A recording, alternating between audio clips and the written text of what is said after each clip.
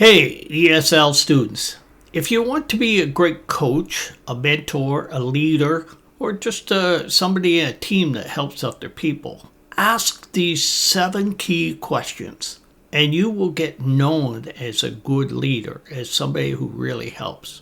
Now, the first question is, so you're having a one-on-one with somebody. Hey, Juan, what's on your mind today? Let them speak, listen. Okay. And is there anything else really on your mind? So this maybe drags out what they're not saying. Okay. What's the real challenge here for you? This is trying to get them to really summarize it and consider what the real problem is. Okay. Sometimes we think about our pains and symptoms and not what the real issue is. And then the next question would be, well, what would you like me to do for you? What do you want? What do you want to happen?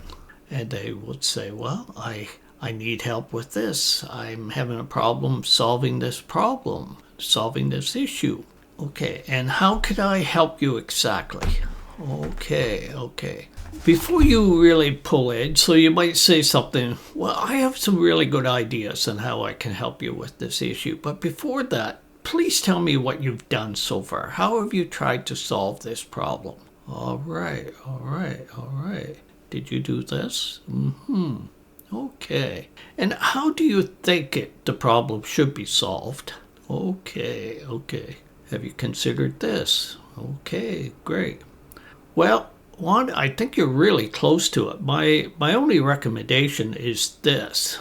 Another question is, when somebody's taking on an extra work or something, what do you have to say no to? You take on extra work and you already have responsibilities. Sometimes you have to say, to the manager, if I'm to do this, I have to stop doing something else. What else would you like me to stop?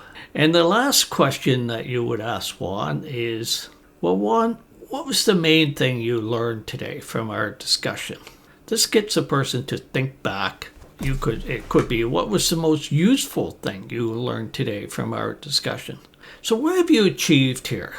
Instead of spoon feeding a person, instead of just doing their work for them, instead of just doing their thinking, you are forcing them to think through the problem. You're forcing them to come up with their own method of solving problems. And they're going to remember this.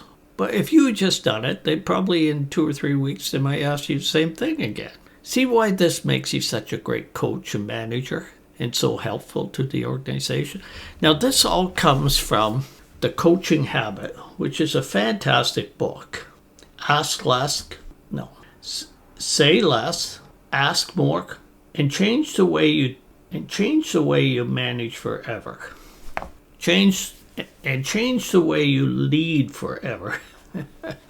I'm Teacher Bert. Have a look at my profile. There's some resources there for you, or look at the description.